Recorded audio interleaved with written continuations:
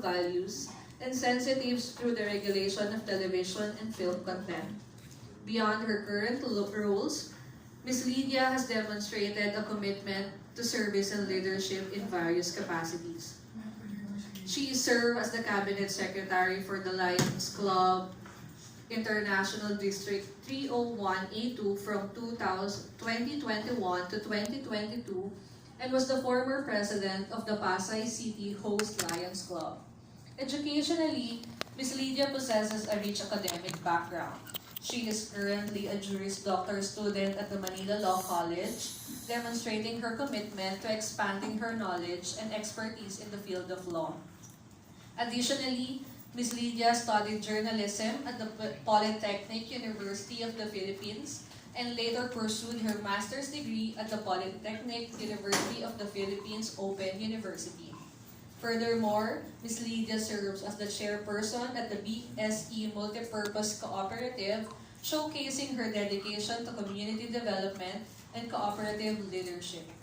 In summary, Ms. Lydia B. Bueno's diverse and impactful career in public service, media, and academia showcases her unwavering dedication to her community and her country.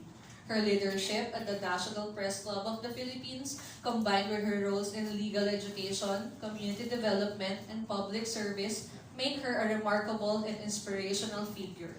Please join me in welcoming the esteemed Ms. Lydia B. Bueno.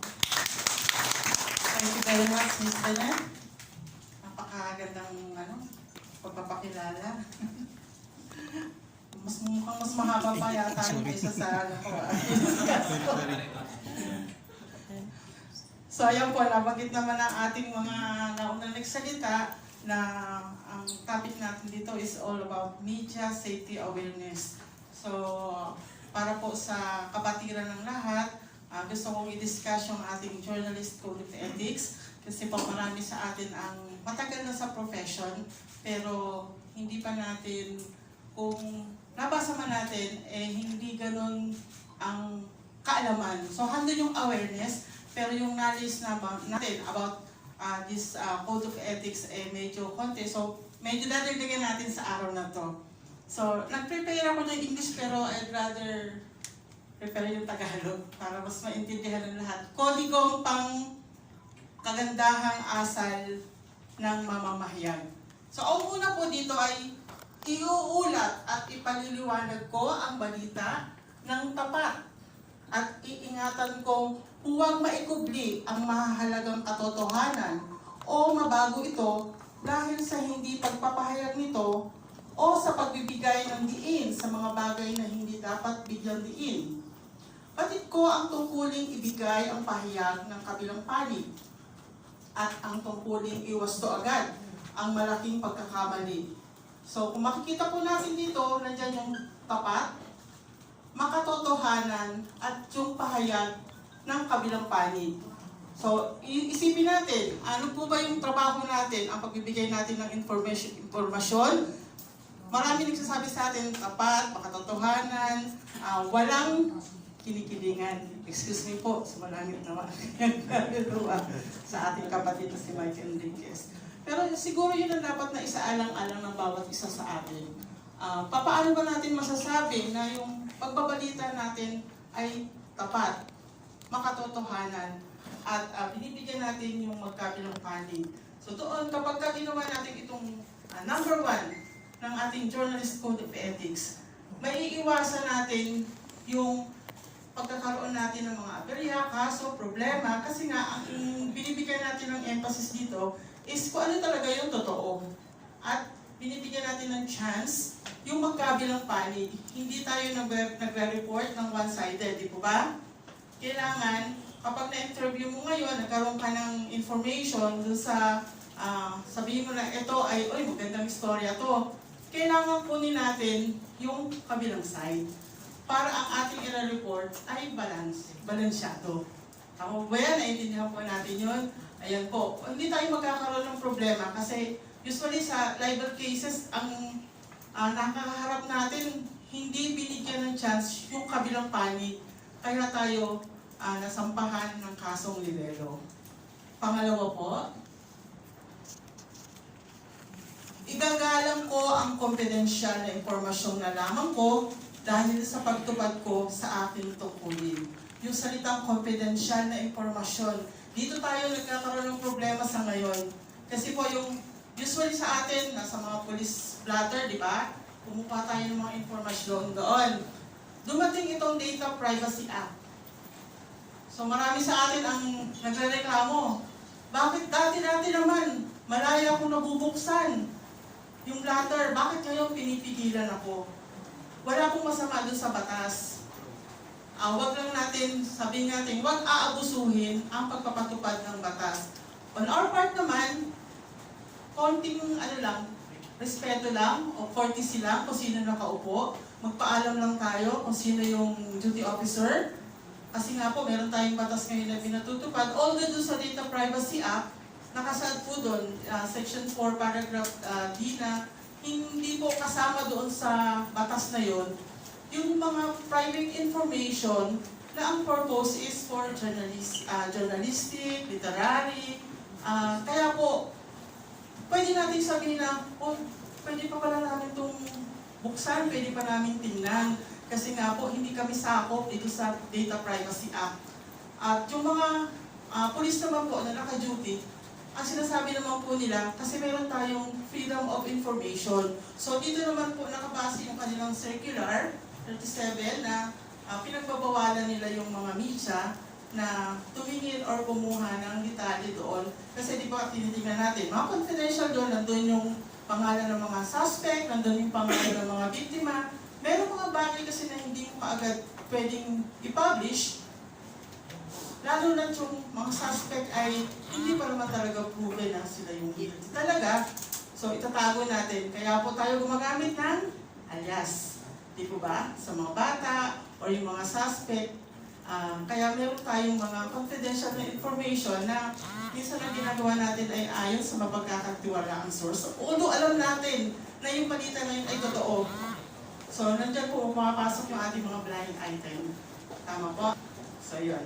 Pangatlo po, mga pamamaraang parehas at walang gaya ang gagamitin ko sa pagsisikap na makakalap ng balita, mga larawan o mga dokumento at ipakikilala ko ng tama ang aking sarili bilang kinatawa ng pamamahayag kapag magsasagawa ng ilalathalang personal na panayam. So dyan po pumapasok, di ba tayo nagkakaroon ng interview dun sa mga politiko.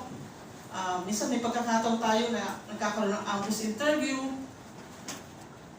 Tayo kasi hindi lang pagbabalita. Kahit yung mga litratista, tinatawag natin, merong dapat din tayong isaalang-alang sa pagganap natin sa tungkulin.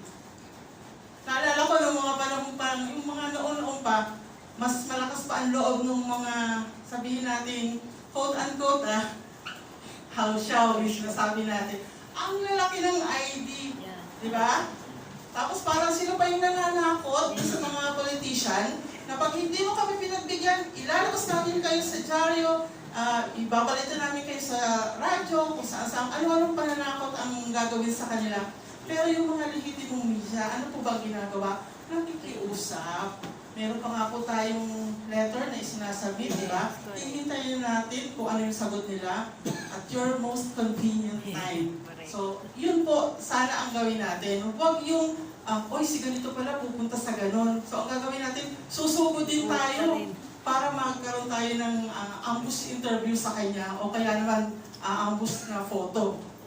So, yun. Tingnan natin kung nasa tama ba yung ginagawa natin para hindi rin tayo ang mapahiya sa pagtupad natin sa tungkulin at hindi rin tayo mapagsabihan ng mga kapatid natin na gumaganap ng tama sa kanilang tungkulin. Next po is iiwasan ko ang pagsulat ng labis na nakasisira sa isang pangalan. Maliban kung ang ganito ay binibigyang katwiran, alang-alang sa kagalingan ng publiko. Gayun din, masigasig kong ipaglalaban ang madaling pagkuha sa kailangang impormasyon gaya ng itinatadhana ng Constitution. Ito po, ano ba sinasabi natin makasisira sa isang pangalan? So dito po pumapasok yung mga expose natin. Di po ba? Tayo tuwang-tuwa, may scoop ako. kukwento mo dun sa kasama mo. Kaya lang, ang problema, yung isa, nagsulat, wala naman siyang ebidensya, wala siyang pinanghahawakan. Yung nagsabi sa kanya na meron siyang ebidensya at pinanghahawakan, hindi niya ipinablish yun kasi meron pa siyang mga detalye na kailangan istigahan or alamin. And yet, yung napagsabihan niya, kahit sa part na ay hearsay lang yun, pinablish niya na kaagad.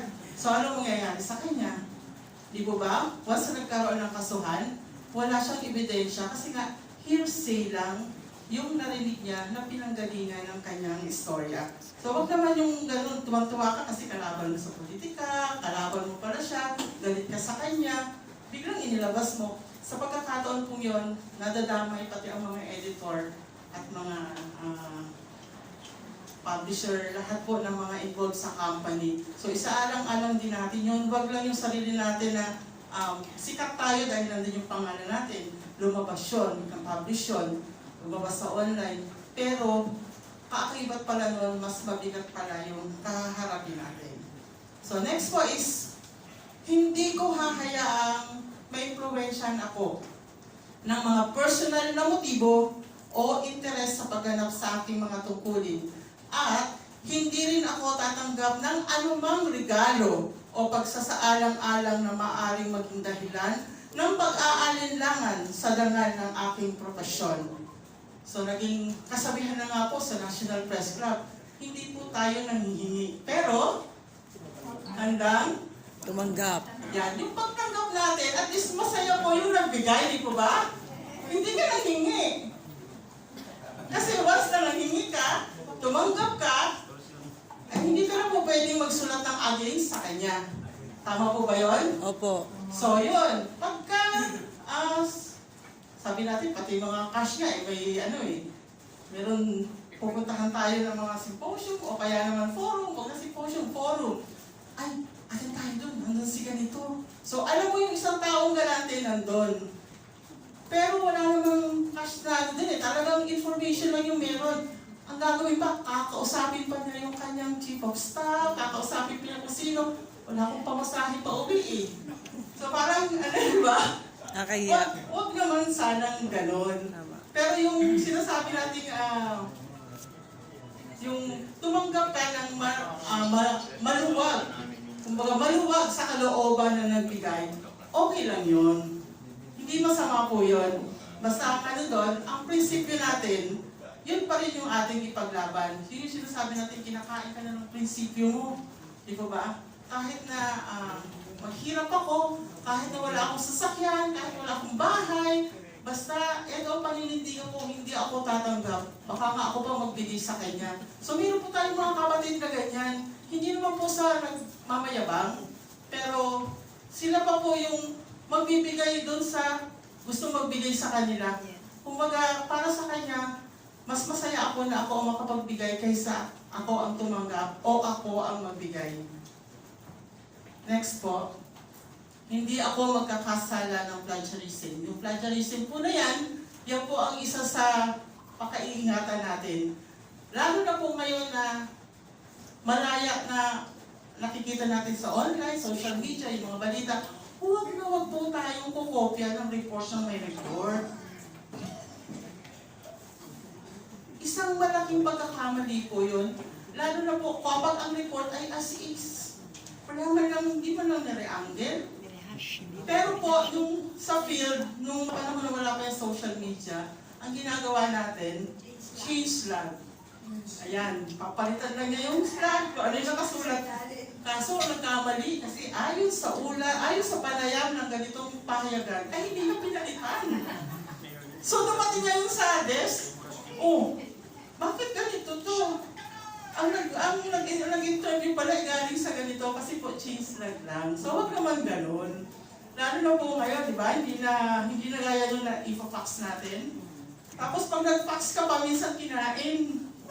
Dumating sa desk mo, ano nakalagay? Pangalan ng original writer.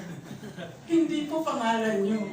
So lagot kayo, baka masisend kayo sa sa company nyo. So wag po natin gagawin yung ganun.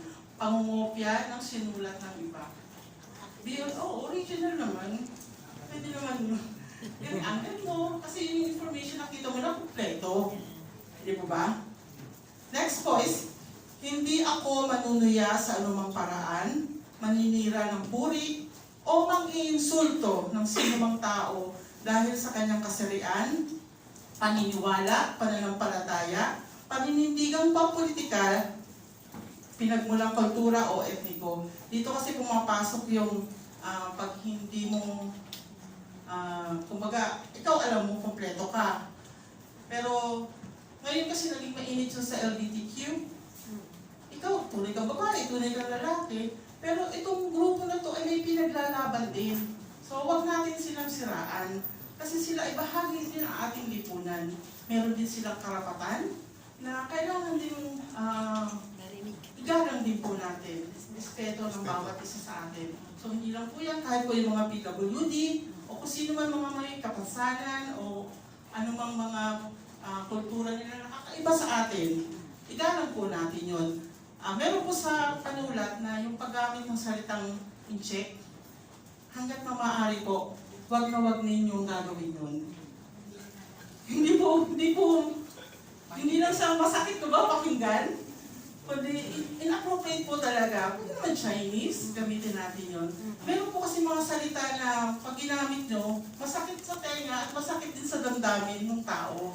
So tingnan po natin kung yung sa mga kapatid nating Muslim, pag sinabi natin sila ang nakapatay, napatay ng Muslim, isipin mo natin na meron din silang damdamin, masasaktan din po sila. So ingat po tayo sa paggamit natin ng mga salita or parang makakasira sa kanilang paniniwala or sa kanilang kultura. Yan po. Next po is ipapalagay kung walang sala ang mga taong napaparatangan ng krimen hanggang sa mapatunayan nito. Mag-iingat ako sa paglalathala ng mga pangalan ng minor de edad at kababaihang nasasangkot sa mga kasong kriminal upang hindi masira ng walang katarungan ang kanilang katayuan sa lipunan. So isa po yun sa dapat natin tandaan, yung mga story tungkol po sa mga rape, huwag na huwag po natin gamitin ang pangalan ng biktima. Kaya po tayo gumagamit ng alias para din po yun sa kapakanan ng mga biktima at yung mga kababaihan din po, mga naaabuso, yan po. Huwag na huwag po natin silang parang hinuhusgahan mo na ba? Lalo na yung ibang mga kapatid din natin na sabihin mo na karoon sila ng mga kasong kriminal. Kasi alam naman natin, pag kasong kriminal, civil, pwede maayos lang yan sa damages. Pero yung criminal po kasi, mabigat, lalo na pagka yung mga bata ang involved dito at mga kababaihan. So, ingat po tayo sa paglalathala ng mga ganong istorya. Hindi ako mananamantala sa kapwa mamamahayag. So, dito po pumapasok yung mga kasamahan natin. Sila mismo yung nagsasamantala doon sa mga kapwa mamamahayag. Ano ba? Kinakalabit? Marami yata dito biktima nun. Kalabit pengi ba yun? So, wag naman, in terms naman po sa mga mga istorya, yung pagkuha natin ng mga istorya, yung panlalamang na ginagawa natin is hindi tayo lumalabas ng bahay, pero meron tayong istorya. Di po ba? So, i-consider din ninyo yung hirap ng mga kapatid natin sa pag-interview, paghahanap ng detalye para magkaroon ng balita. Tapos ang mangyayari nito, magagalit ka sa kanya kasi hindi ka ginawa ng story, hindi ka pinadala doon sa sa outlet mo. So, isipin din natin, naghirap siya, tayo sitting pretty lang sa bahay.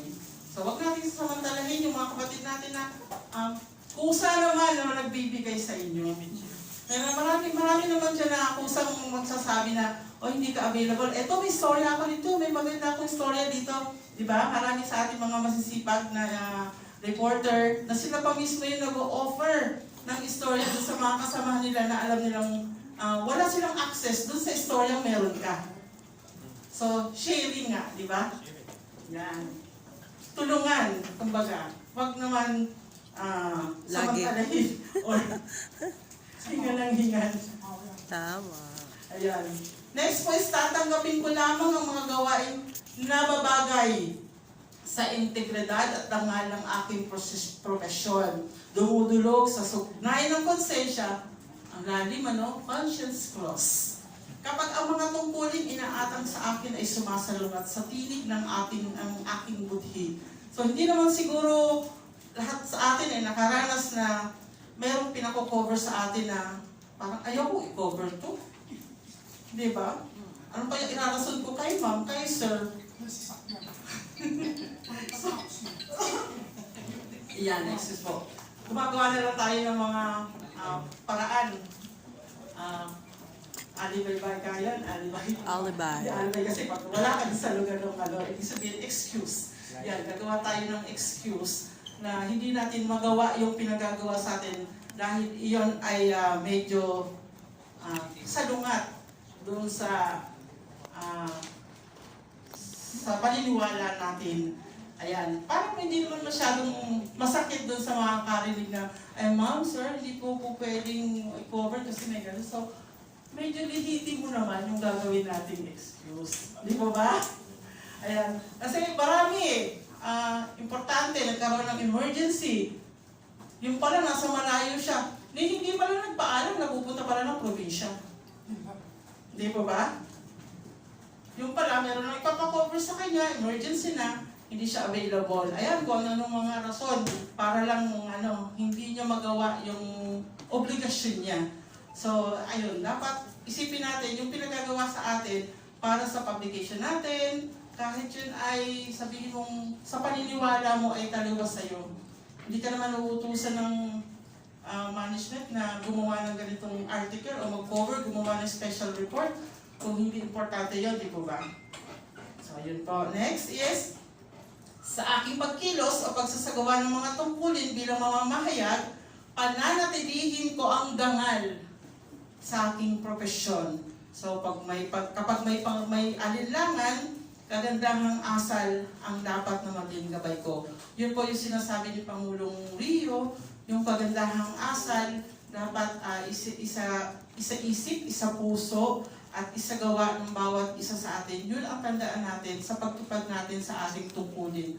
Para maiwasan yung aberya, problema, lalo na po sa field. Di po ba? Nariyan yung mga arugante, sila na nga itong mga kailangan ng tulong, sila pa itong Dami yan. mas malakas pa ang loob, nananakot, kung ano-ano mga hindi nila naiisip yung kagandahang asal na dapat gawin ng isang mamamahayag para makaiwas tayo sa problema. So, yun po yung ating Journalist Code of Ethics na isinalin po sa Tagalog para mas maintindihan ng lahat. Although alam ko naman, maraming mas makakaintindi ng mga English. Kung gusto niyo po ng copy ng English ng Journalist Code of Ethics, meron po akong kopya dito. Thank you po! So much, Ms. Lydia. Well said.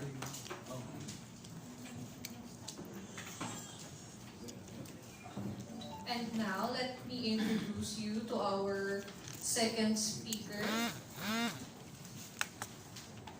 It is with great pleasure that we gather here today to introduce a remarkable individual whose career has left an indelible mark on the landscape of journalism and media in the Philippines.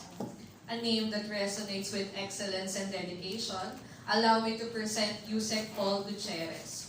A true luminary in journalism, Yusek Gutierrez's journey began in 1998 when he took his first step into the world of mass media as a correspondent at the esteemed Journal Group. His prowess as a writer soon flourished, leading him to take on the role of editor at the Filipino Reporter, a magazine catering to Filipino overseas workers. His experience was nothing short of extraordinary, encompassing an array of beats including the intricacies of local politics, the corridors of the Senate of the Philippines, the complexities of insurgency, and the dynamic waterfront landscape. Yusek Gutierrez's dedication to his craft was evident in his comprehensive coverage and recognized through numerous accolades. His commitment to shedding light on matters of utmost significance earned him the plaque of appreciation bestowed by the Region 4B Police Office in 2006 and 2009. In 2017, his unwavering efforts were further celebrated as he received the prestigious Most Enterprising Reporter of the Year award from the esteemed Philippine Journalist Inc. Beyond his role as a journalist, Yusek Gutierrez has exhibited exceptional leadership. As a two-term director and president of the National Press Club of the Philippines, he shaped the direction of this vital institution and earned distinction as an outstanding leader in the journalistic realm. His accomplishments were underscored by being twice cited for his leadership during his presidency of the NPC. A testament to his influence and the scope of his endeavors, Yusek Gutierrez's contributions transcended borders.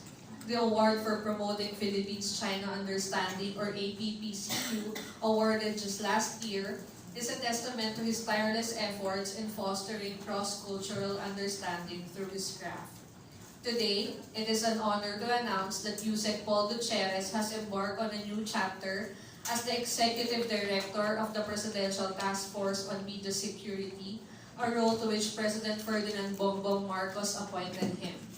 Yusek Gutierrez continues to inspire aspiring journalists and media practitioners alike with a wealth of experience, a trail of accomplishments, and an unwavering commitment to truth and media integrity.